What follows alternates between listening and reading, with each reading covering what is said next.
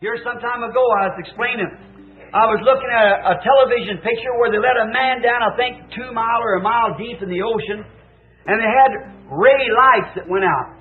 They're showing marine life. And there come fish by, that horrible looking creatures, that it's midnight, ink black down there, and they had phosphorus on their nose, and they had no eyes.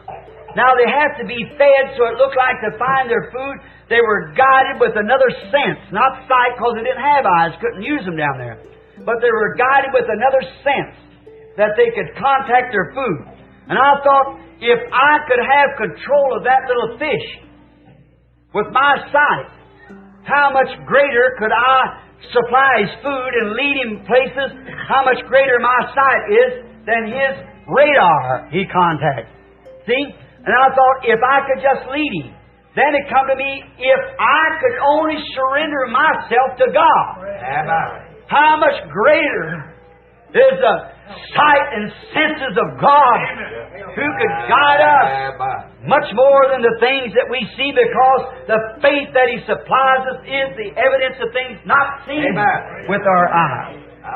Then, if that little fish could never come up to the top of the water like other fish because he's pressurized, He'd bring him up, he'd explode. No more than we can go up higher and keep from exploding. We are pressurized for the place that we live. But now, if that little fish could ever come up here and be me, would he ever want to be that little fish again down that midnight blackness?